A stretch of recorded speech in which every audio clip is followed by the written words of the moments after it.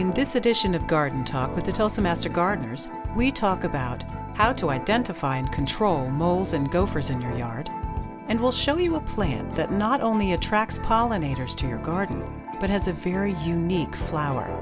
And we'll talk about reseeding fescue, as well as answer some questions from our diagnostic center.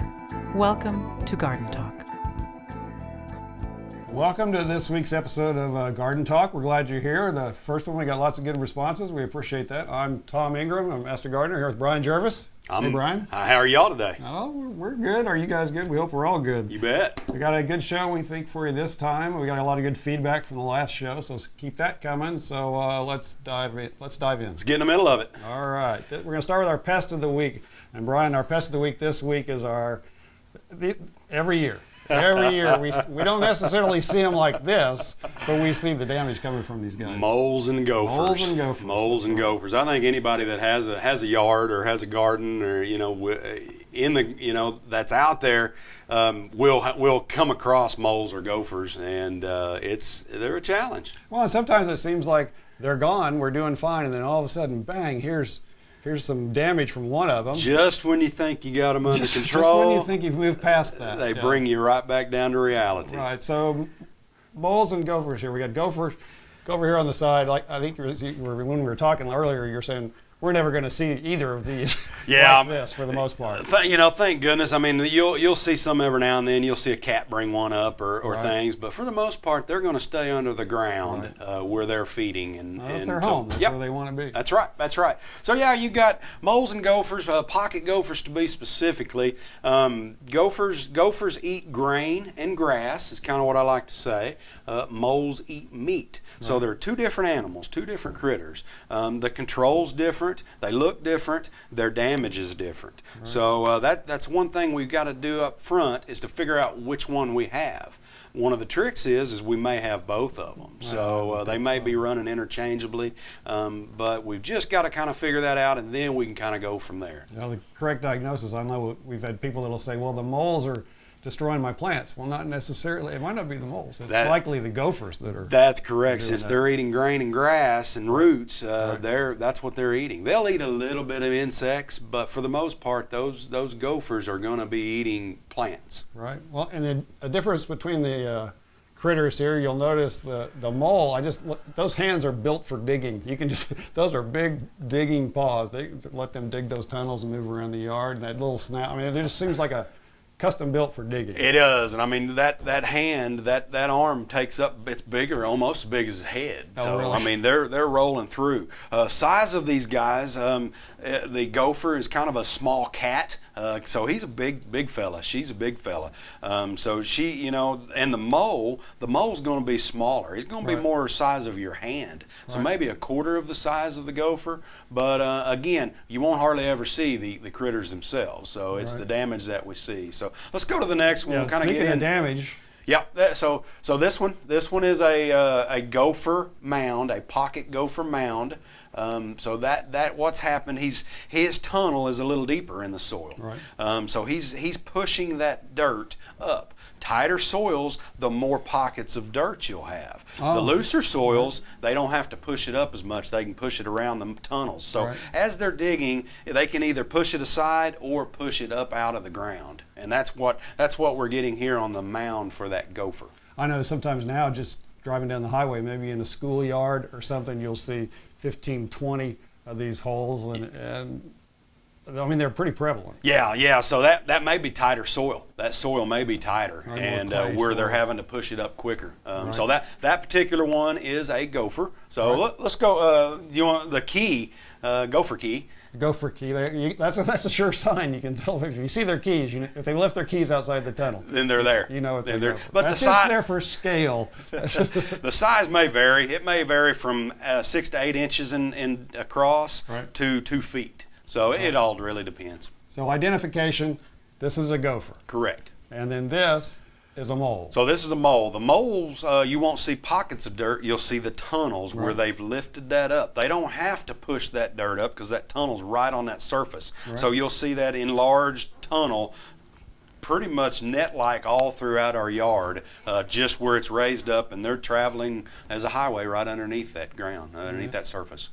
Yeah, and maybe not as noticeable if you've got grass. You may not notice it in the grass, and maybe like you're mowing the yard and you feel you feel it rather than see it with your eyes. Or you see some yellowing in stripes, and you get a little closer inspection. That yellowing is because they've lifted that grass up and it's drying out. That first inch or two soil dries out, so you may see yellowing there. So, or you trip and fall because of that tunnel, or you twist your ankle. That's more than likely because of that mole tunnel. So again, moles right below the surface, you see the tunnel.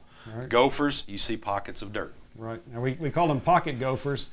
They're called pocket gophers because essentially they've got these little pockets beside their cheeks. So when they're out digging for food, trying to find the roots, they can actually store some food in there and take it back with them. Take it back to their babies, or save it for labor or whatever. Yeah, so that's the reason pocket gopher is for those pockets alongside the face. Yep. So back to it. Moles eat meat. Gophers eat grain and grass. M&G, moles, meat, gophers, grain, and grass. Perfect. That's a good way to remember it. Their teeth also are a little different. The carnivore teeth like ours, will be with the moles since they eat meat. The gophers, they'll have chisel beaver-like teeth where they go in and dig those roots out, chisel those roots out that way. Right. But moles will have more teeth like ours. Right. So we've identified them. We've found out whether we have a mole or a gopher. What do we do about them? How do we control these damn things? So that's kind of the point. This is kind of what we're after. So a couple versions. You can kind of go to the next slide. Traps will work for both of them. Labor intensive. I don't necessarily like traps because I'm not patient enough. You get some folks out there that are, a true gardener that likes to set the traps and wait, and not necessarily stare, but just put them out there and then come back and check them every few hours. Some traps have a signal where they've been tripped, flag a fly up, or you just get in there and dig to see if you've tripped that trap. But gopher traps work pretty well. You've got to get down in. This particular one is a spring trap where you dig a hole by that mound that we were looking at earlier, find that underground tunnel, and you actually put that trap inside that tunnel. Okay. So it takes a little bit of finagling and a little bit of getting down in there, but once you get that in there, then the idea is them to walk through that tunnel, trip that trap, kind of like a mouse trap. Once it's tripped, it'll catch them or spear them and get them that way. Right. So we dig the hole to put the trap in. We want to put something across that hole to keep it dark. That's correct. So they don't think that anything's been messed with. They don't think anything's wrong. Yeah. But you'll notice in the picture we've got two traps facing different directions because basically we're not sure which direction. Don't know if they're coming in one way or they're coming the other. from. So typically to do the best job, two traps. And just from personal experience, I kind of show it there, but tie a string or a cord to the trap and anchor it to something on top because I've lost. Oh, because you lost the trap because maybe depending on where it got them, they're gone. Drug it away. Your trap is gone, and you don't know if you got them or whatever. So I've got a cinder block. Yeah, that you tie it on. Tie it around there, and leave the cord kind of loose, and then I look out there and see if the cord's like taut to the got hole. Something on that string. Like somebody hit it, and then you can go out there and see if you actually. So I haven't necessarily used these particular ones. I love grain. I love poison grain to feed these guys. Basically, what you do, there's a couple different types of grain. It's usually wheat and sorghum that has the poison over, coated in it. Right. So then you simply take a dowel rod, and then you find where that tunnel is with that dowel rod. So you start stabbing around that mound till you feel a give, and that give means that's where that tunnel or that void in that soil is. So you pull that dowel rod out, and then that grain usually has a cone on it. You cut the tip of the cone off, you dump some grain in there, and then you lightly fill that hole that you was talking where it doesn't look like that has been disturbed. Right. Yeah. So the grain works pretty well. I like the smaller grain better than what you call poison peanuts or poison pellets. They seem to be bigger. I mean, they work as well, but I like the small grain. It seems to be more natural for them, and they seem to get it. But poison grain works fairly well. That's my version of the way I like to control them with that poison grain. Now we're talking about putting poison out in our yard. What about pets? That's always a concern. Right. Whether that rodent consumes that, and then that bobcat or fox or dog comes in and eats that carcass. All right. Luckily, they're underneath the ground. So hopefully you don't have a curious dog or something like that comes in and tries to dig it up, just to be safe. But that's enough grain, enough poison to kill that particular rodent, not necessarily a 20-pound dog or a 10-pound dog. But you do want to use caution if you do have animals in the backyard, or you've got a lot of wildlife back there that could consume that. So if your it's an dog's issue. a digger, then maybe. Yeah. And then birds as well. I mean, you get raptors and hawks and things that's always scouring around. But the good thing is when they do die, they die under the ground. They don't usually come up to die. So usually they're hidden and we go on with it. But if you are concerned with the poison, then you want to go with the trap route. And it'll be fine. It'll be a little more labor intensive, but it can work. It can work fine as well. So on the trap, you've solved the problem if you catch a gopher. On the poison, I guess you've solved the problem when you stop seeing mounds. If it don't show up as much, that's right. If it doesn't show up as much, or at least maybe it moved on to the neighbor's yard, and still a mission accomplished. One thing on those is they are pretty territorial. So, you may think your backyard, which is probably, 6,000, 8,000 square feet, you may only have one mole or gopher in that area. Right. They tend to fight each other off. They tend to stay in one area. Right. So that's a good thing for us, where we can go ahead and trap or kill one, and then we may not have any for a while, but then some more come in. Blame it on your neighbors. Well, plus the pathways, the road's already there. They're there. The road's already there, and they follow the road, and there's nobody here. I found a new home. That's right. So one thing also is don't disturb that as much as possible. Try, don't go out there and try to, smash down all of those mounds and things. We want to keep that as undisturbed as possible until we kill them, and then we can go in and clean that up and straighten it out. Good tips on gophers. What about moles? So moles is similar. We have traps for moles as well, but we also have poison worms, and I think those guys. So you can find that at hardware stores. Your local hardware stores, your local garden centers will have these poison worms. Various names. Usually the ones we find at the garden centers are going to be packaged in packages of like 2 or 3, versus a commercial brand or a commercial brand that may have packages of 10, and the reason I say that is because they kind of have a shelf life. If we break that seal, open it up, they tend to lose their smell. Or dry out a little bit. So we want to use as fresh as possible. So, if we buy a package of 10 and use 3 and then they sit on our shelf for 4 to 6 months, then we may be wasting our money because they won't be as effective and they may not go to it. So keep that in mind. But these are poison worms. They contain enough poison to kill that particular rodent. This particular one's for moles. Tomcat mole killer is one that comes to mind. Commercial version is talprid, that a lot of commercial folks will use, but these work pretty well. They work pretty well. I think the trick on these is to find an active tunnel, an active run. You'll have tunnels, they may have been there for 2 weeks, 3 weeks. The moles may not be going back through there. They've already harvested there. They've already gone and foraged, and they're looking for worms and stuff to they're eat. feeding. Yeah. They're feeding. So one trick is to find that active one. And if we come back and see it's fresh, then we know it's pretty active, so we can treat that particular one. But if not, one of the tricks that I've done is poke a hole in that tunnel. Poke a hole in that tunnel, leave it exposed where light gets in there. Then they'll come back through and patch it. And then if they come back through and patch it, we know they're back there. So we can active run. Active run. So then we can go back and put that worm in there and go on. So and these, we say they eat worms and things. This is a bait that kind of mimics their natural food source, what they're looking for. So it has that smell. One other caution is wear a glove, not for poison for us, but for human scent. The human scent can get on that worm and they can kind of push it aside. Or I've even seen them push that worm back up that hole.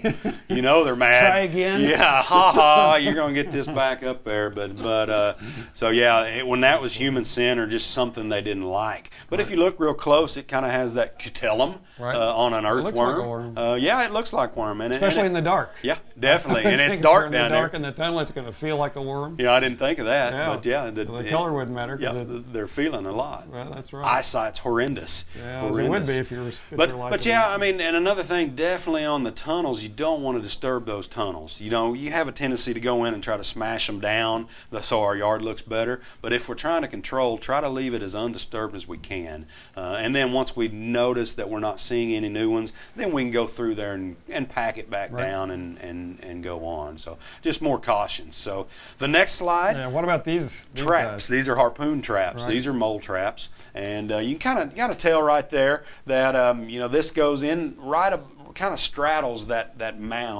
tunnel, and so you pull that up. It's got a spring loaded. It has a catch, so you pull it up and it catches, and then this particular latch goes right against that soil line, and as that mole goes and pushes up that soil, it pushes that latch, bam, spears them that way. Right. This is fairly easy. It's not as accurate as the gopher traps, but it can work. You know, hopefully it goes in, they spear and it gets them that way, and they're not going to run off with this one. So it's going to be at the ground. It's probably an 8-inch apparatus, but it works pretty well. Again, just like our gopher traps, it's a little more labor intensive where you'll have to go back and check. So we've got wildlife services or pesticide companies that will go out and have a mole and gopher eradication or control. Eradication's a bad word because you're never going to be able to eradicate them. You're just going to be able to control them for a while. So you know, they're going to tend to do the poisons because they can set it and forget it, or they can put it in the hole and walk away. Whereas a trap, they may have to come back 24 hours later, and they've got 50 clients, and they don't necessarily have time to get back by there to reset that trap or gather that trap up. So they tend to use the poison grain and poison worms as well. Yep. So moles and gophers is a tough one. The main thing again is to ID them, figure out which one you have, whether it's a mole and gopher, and then figure out how you want to treat them. And then you kind of get that plan of attack down. And then once you do that, just stay on them. You're going to be battling them throughout the year. They tend to slow down in the wintertime a little bit. They don't hibernate, but they tend to slow down a little bit. Don't see it as much. No, but then in springtime they start mating, and then it really gets active because they start feeding and going. A couple interesting facts: they can tunnel 300 feet a day on the moles. Can't we all?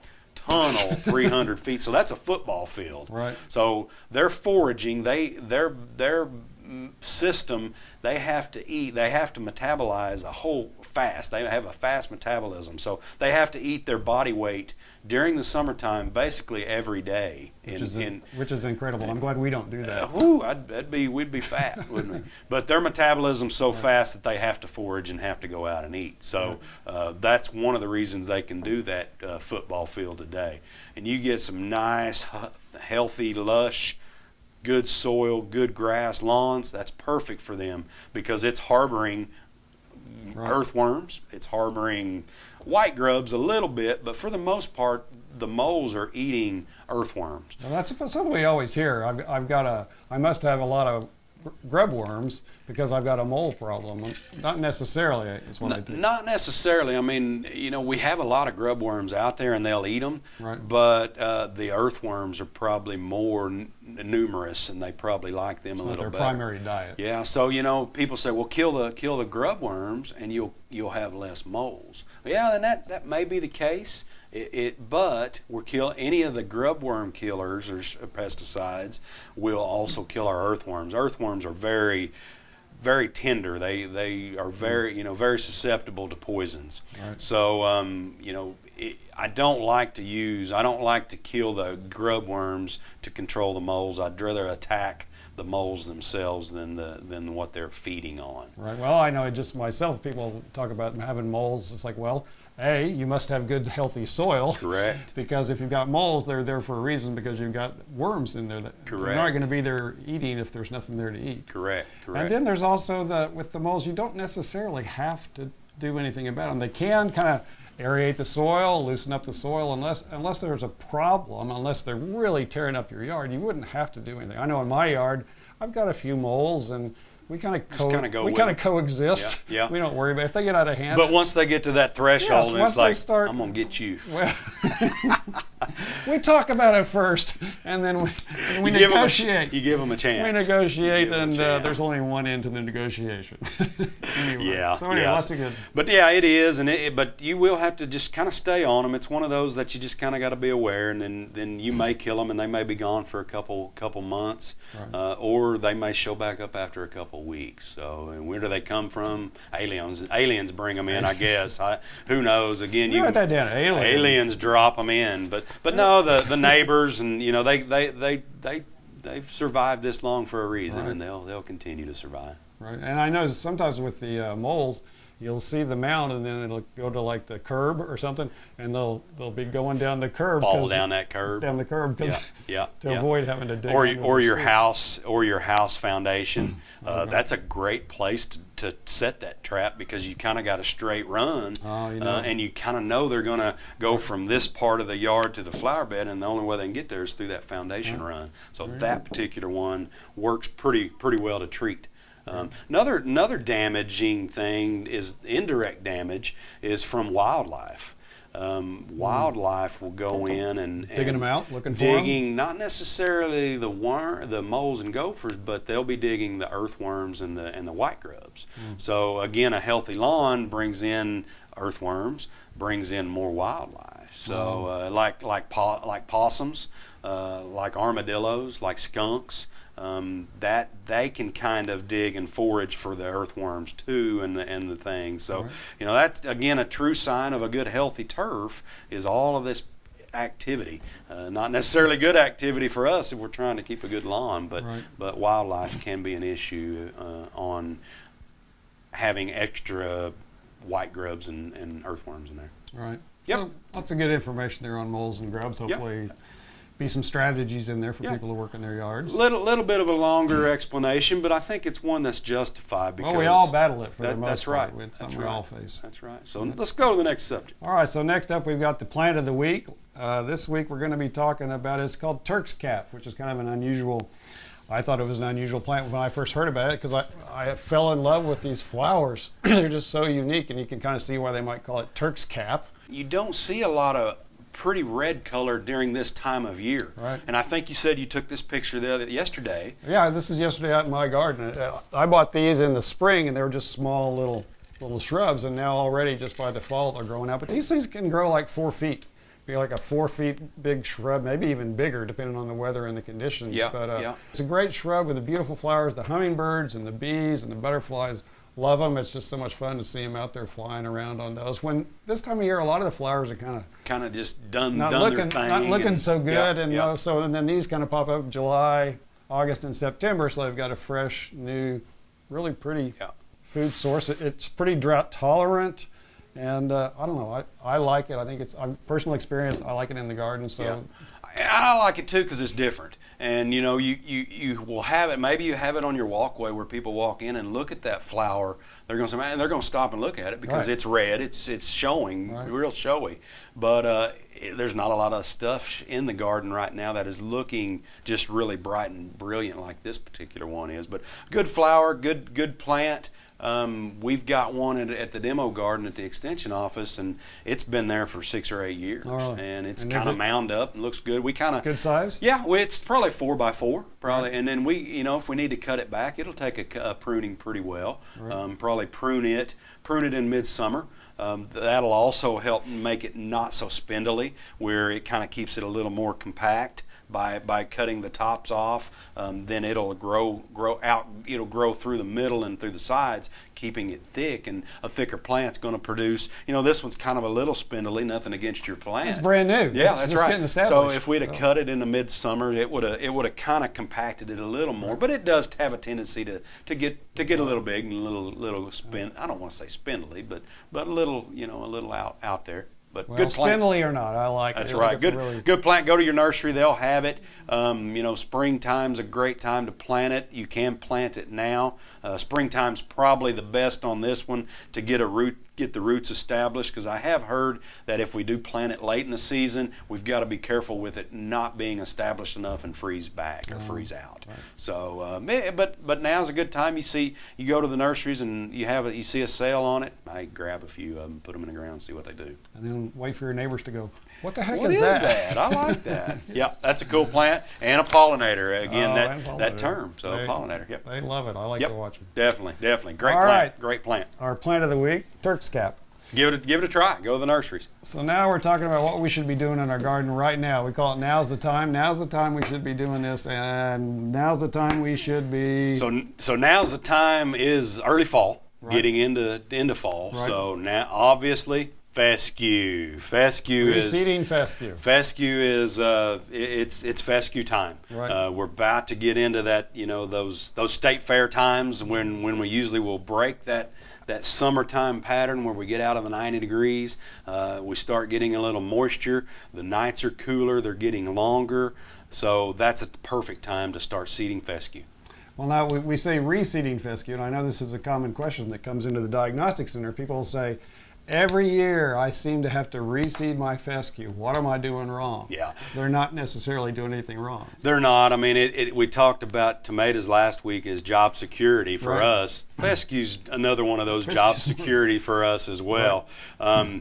What happens? We seed in the fall, Right. and the plant grows all winter, does good, does its thing when there's not many leaves on the tree, so we can get some sunlight through those limbs. It's continuing to grow all winter, and then it kind of slows down once those leaves and it starts getting warmer. So what's happening, a couple things there. The leaves get on the trees, blocks the sunlight. Right. That's going to shut things down a lot.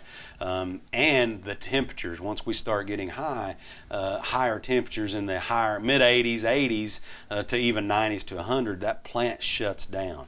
And if we haven't done our due diligence that we're going to talk about, then that plant really won't stand a chance to survive that June, July, and August time frame. So that's really the ticket when we're talking about fescue, is to prepare that grass, that plant, for those stressful months of June, July, and August. Well, and it's known as a cool season grass. It's not necessarily something that's meant to be June, July, August. Correct. Grass. It's really meant for a cool season grass, but not really.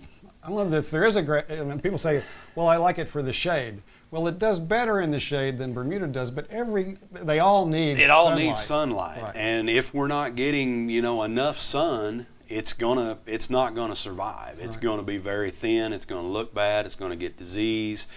So that's one thing that one of the questions we get a lot is, why can't I grow my grass in the shade? Or my fescue's looking bad. We'll get those calls May, June, July, and then it'll take me about 20 minutes to describe, it's not getting enough light, so we can limb up the trees to, bring up those limbs higher where we can get some light in there. But a lot, we love our trees too, so they're competing. They're competing with each other. So, if we try it year after year, do the correct things, fertilize, water the correct amount of seeds year after year, and we still fail, then fail as far as growing underneath our trees or in a shady area, then I recommend people putting in a garden or a bed or a rock garden or something, Or mulch. something besides fescue, because it's just not going to. Because every year you're probably going to have to reseed That's to right. bring it back up to where it was, and then do it again. That's right. So specifically on reseeding, so now is a perfect time before we do that is to get a soil sample. We'll talk about soil samples later and nutrients involved later in different podcasts, but basically you want to get in there and see if we need to adjust our pH. So you can bring a soil sample into any county extension office. It'll take about 10 days, 2 weeks to get the results back. So if you bring them into tomorrow, we can get them back in 10 days, and then by then it's you can put that lime on there to adjust the pH, or sulfur to adjust, and then that should get us ready to start seeding. So That's a whole nother podcast. It is. We'll but talk about soil testing. But it's important to get it done, Right. and get it done before we go ahead and put that seed down. But if not, if we're a little late, we can always come back and do it later. It's not going to hurt anything. So whether you got your soil test or you didn't get your soil test, what do you do? How do So cultivar is the first thing. There's lots of brands out there, lots of marketing companies out there that are selling fescue seed. Right. And they all work well. They all work good. There's not one brand that's necessarily better than others. What I tell people is go find a good quality turf type tall fescue seed. Right. Don't buy the cheapest, but you don't necessarily have to buy the coated seed that's 3 times as expensive also. Right. And it comes in a little bag. A little bag, and so yeah, I mean you don't. That's people get bogged down on that. Right. The cultivars. It's important, but it's not that important. As what we're finding now, we're seeing mixtures of 5 or 6 different types, 3 to 5 different types. So for instance, 5-star has 5 different cultivars in there. So if one fails, then others will take over and do fine. So that's not a bad plan, is to have more than one cultivar in a mix or in a bag of seed. So the first point, buy a mix. Make sure the seed you're getting is a mix of different seeds, not just one particular seed, because you don't know if that one particular seed is going to thrive in your sun and in your light and in your water in your yard where the other might. And we can kind of take it further as a blend. We can use fescue, and we can also use bluegrass. Right. Bluegrass, we don't have good luck having 100% bluegrass in our area. Kansas City and up north do a pretty good job growing bluegrass, but where we use bluegrass is in a blend of that fescue. So not only do we have different fescues, but we have different species in there as well. Again, a cool season, bluegrass is a cool season just like fescue is, and it's pretty compatible. They look very similar. So we can, if a disease gets in fescue, and it doesn't attack bluegrass, it can kind of mask that disease a little bit. So a good blend with fescue and a little bit of bluegrass, maybe 10% of bluegrass, can work pretty well. But again, we've really spent a lot of time on cultivars, and we don't necessarily need to. We just need to find a good quality turf type tall fescue, whether it's a blend with bluegrass or not. Right. Now I know when you go out and look at the bags, if you are reading those labels to see exactly what you're getting, you'll see a PLS. What's that PLS mean on there? Pure live seed. Pure live seed. So every bag of seed that we buy will have a seed label, just like a bag of fertilizer has what's in it, right. Or a pesticide has what's in it. The seed has what's in it. So it'll have germination rates. That good quality will have a high germination rate. It'll be a fresh seed they just harvested this year. It'll be in the 90s. It'll be a germination rate in the 90s. Okay. It'll also tell us our weed counts, our weed seed counts, or other materials. Other materials could be rocks, sticks, stones, that sort of stuff. But it'll also have weed materials.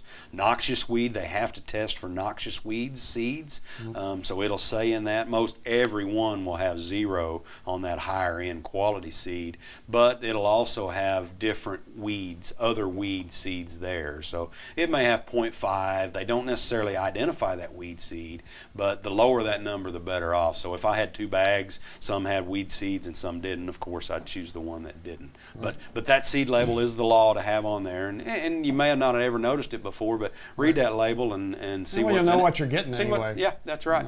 Another question we always get, I have some seed left over from last year or 2 years ago. Is it any good? Good question. Good question. So one thing we can actually germinate those in a wet paper towel and see, or simply throw it out and see if it works, and if it does great. If it not, we'll reseed. That's probably the best plan. That's the easiest plan. Try it and see because they pop up pretty quick. Yeah, it does. About 5 to 10 days. If we keep it moist, is about how long it'll take. So it won't take you long, and you won't be out of the window on seeding. But that cultivar is pretty important. Another thing we mess up on is amount of seed.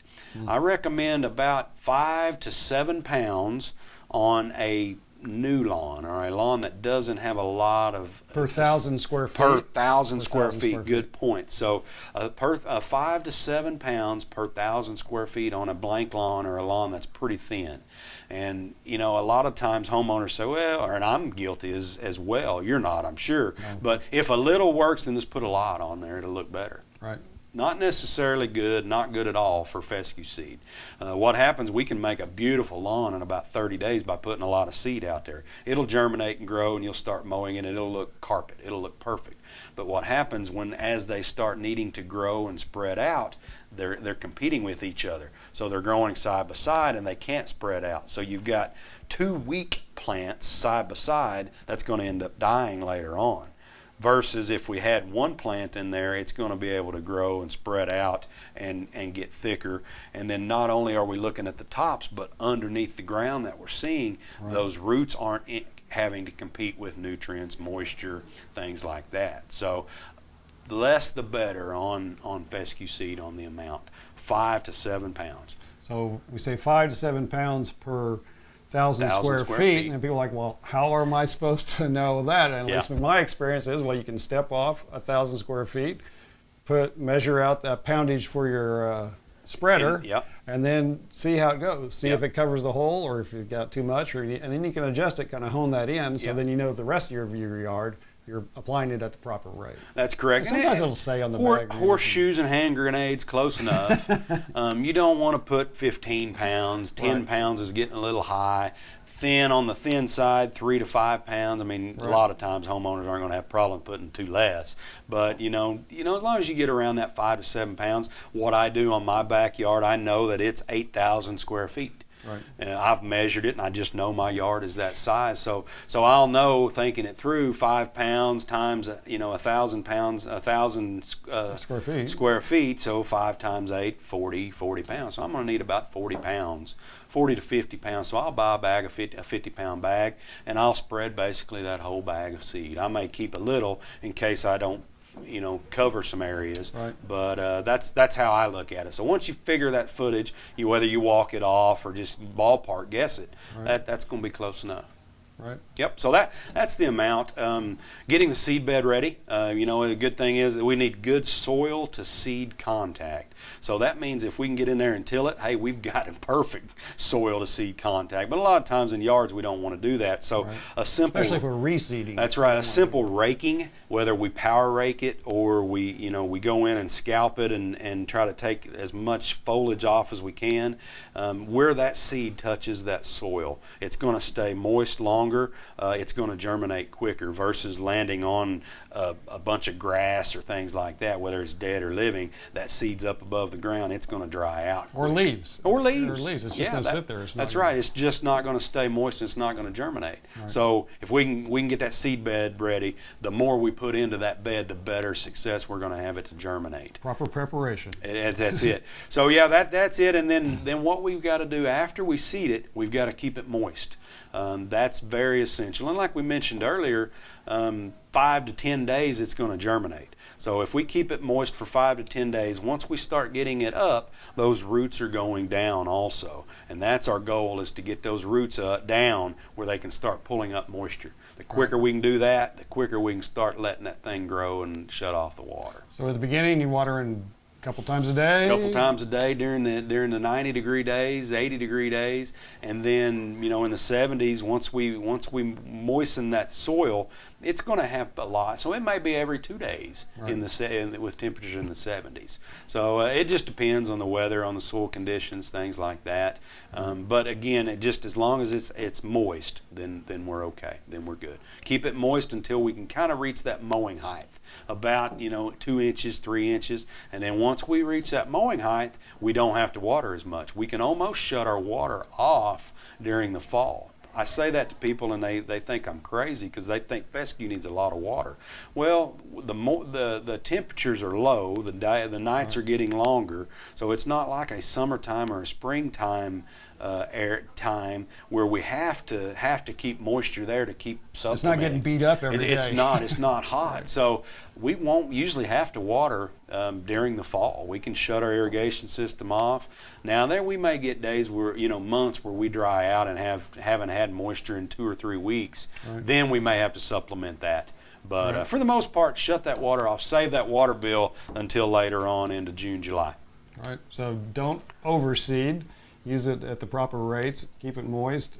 Prepare the seed bed before you do all that, and you should be good. Start watering and go with it. And just know you're going to do it again next year. And no, because they're doing it right the first time and it's going to work. So it's not going to die June, July, and August. All right. Yeah, You heard it from him. One other trick that come to mind is removing the leaves that fall from the tree.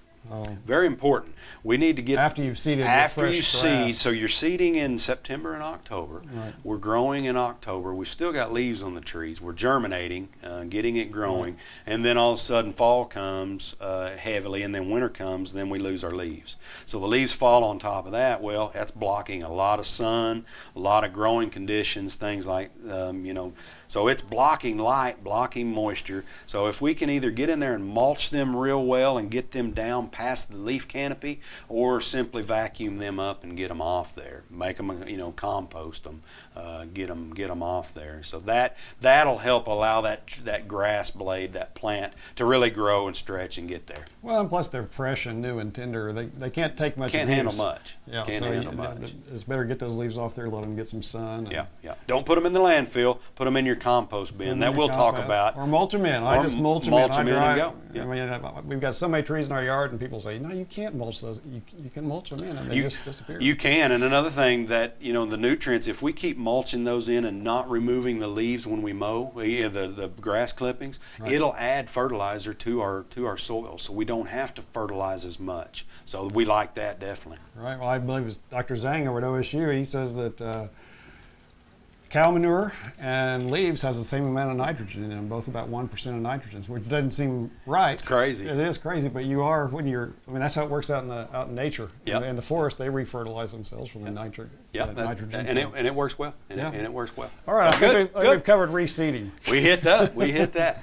So next up, question of the week, Brian. And this week the question comes from Jeff. He says, "It seems like the bagworms are getting worse every year. What can I do about them?" And when we're talking bagworms, we're talking these guys right here. Those critters. You normally see these on evergreens. Right. Whether it's cedars, arborvitaes, right, other plants near and around evergreens is where we tend to see those. This year's kind of another story. They're everywhere. I've noticed them on my willow. I've got a willow down my driveway, and I saw them earlier on. I said, those can't be bagworms, and then got up there and looked, and they sure enough were. They're covered in it, just absolutely covered in it.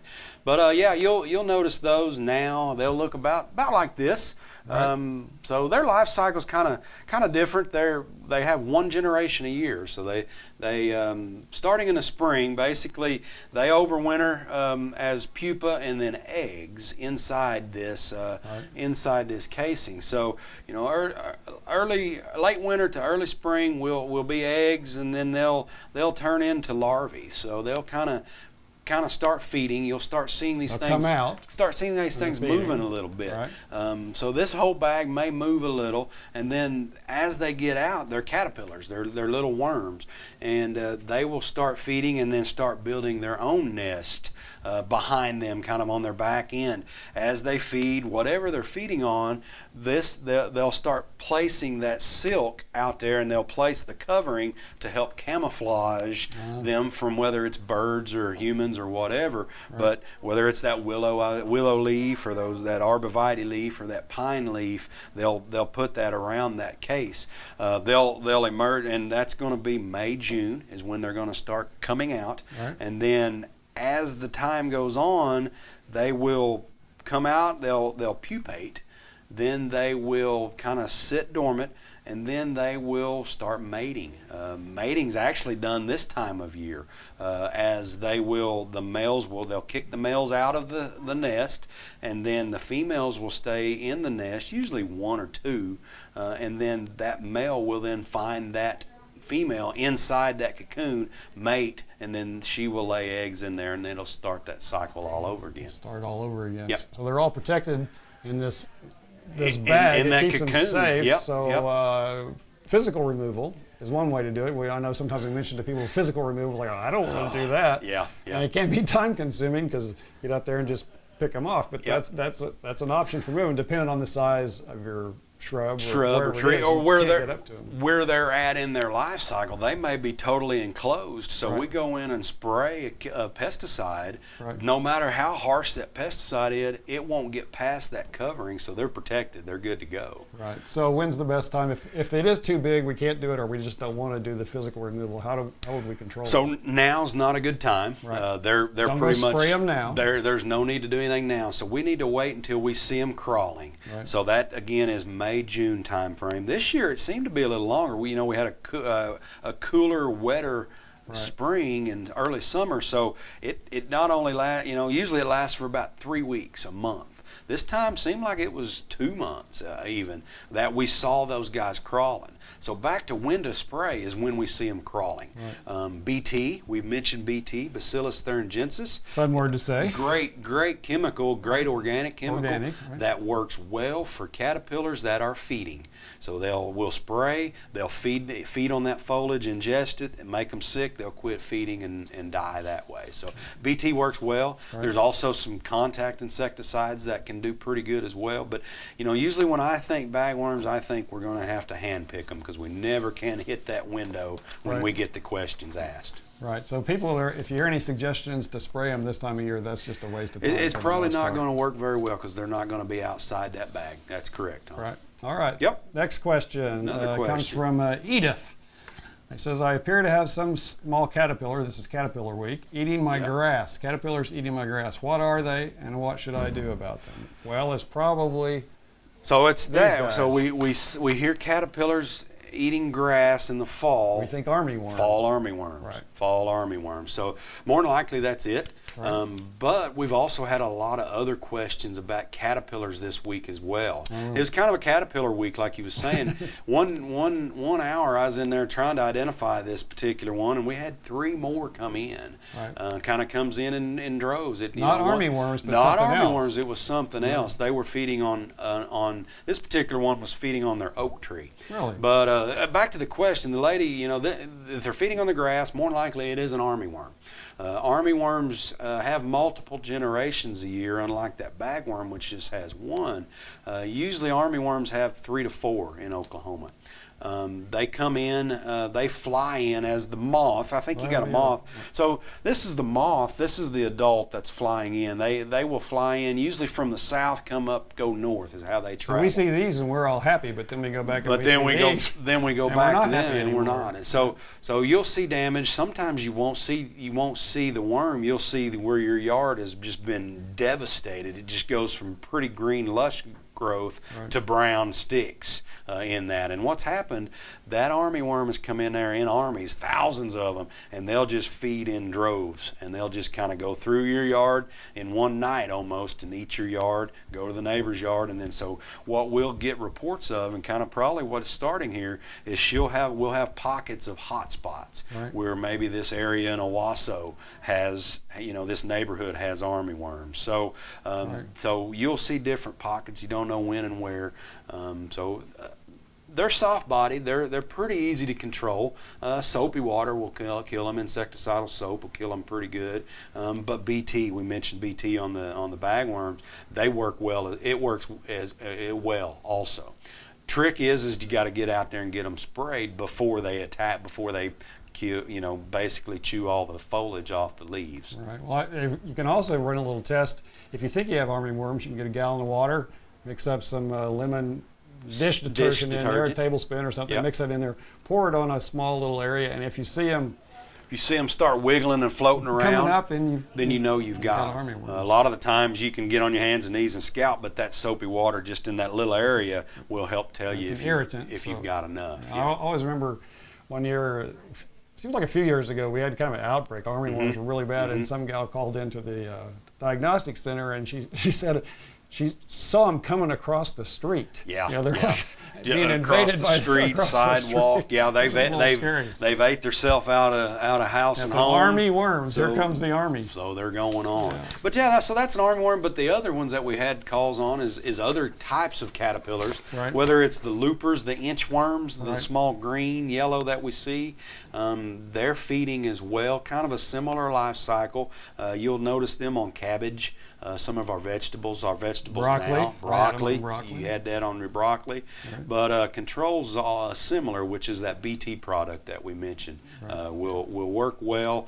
Got to get them before they really take over, and then 1 spray, 2 sprays, 7 days apart should knock them down and protect. Now, just because we control, her lawn now, we may have another generation that pop up or show back up a month from now. So just kind of be aware and see, and if you're noticing the damage, then get out there and either spray them or see if you've got enough and then spray. So Right. good, And- safe products that work well and Right. and fairly easy to control. Well, and just FYI, BT is a good organic Yep, pesticide, yep, so yep. you don't have to be afraid of I don't want to do that to my yard. No, It's it's one of the good guys. It's fairly safe, but you get them on your new fescue that we talked about, and those seedlings are real small. You could kill that fescue. So just kind of keep an eye on it.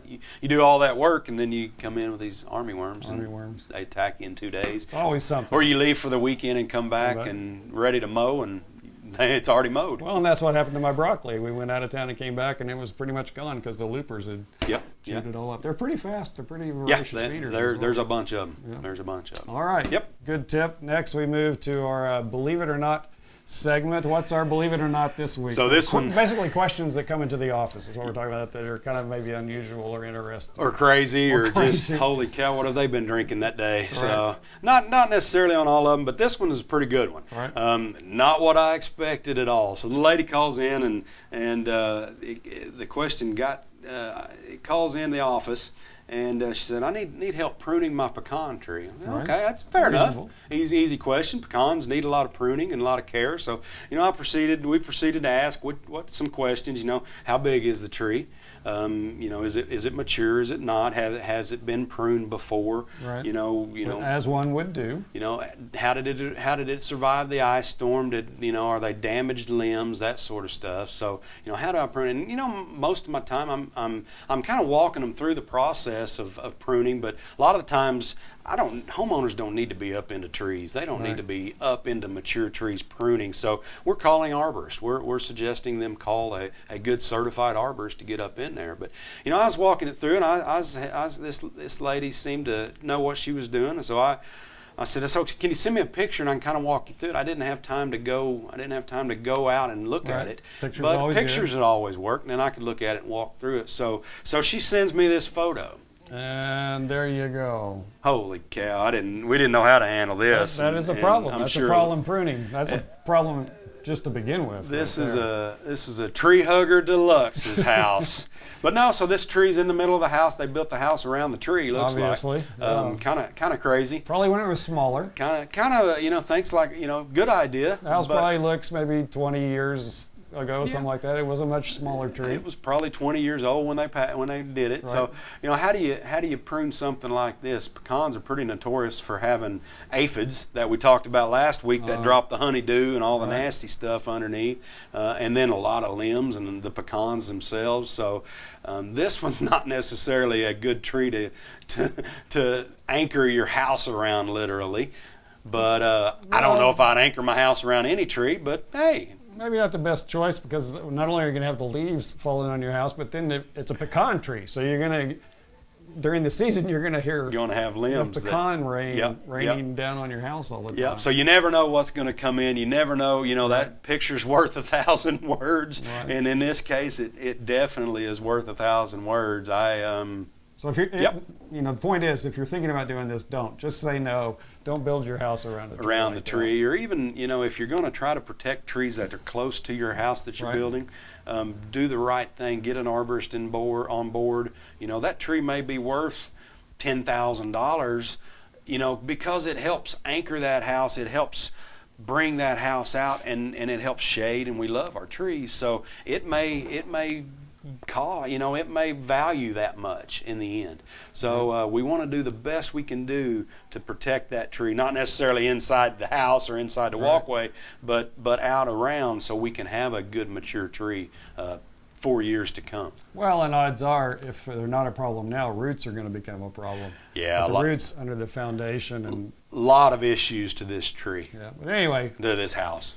believe it or not. Believe it or not. Well, that wraps up episode 2 of the podcast. We're glad you're here. We want to say if you're watching on our website or Facebook or YouTube, we tend to attach the links for more information. You can click on those links and read more about all the topics we've talked about. So thanks for watching. Thanks for coming, Brian. Glad to be here. If you have questions, email us. We'll use them on episodes. Yeah, we'll pop up all the contact information here. You can call our diagnostic center, and our email's on there, and we'd love to hear from you.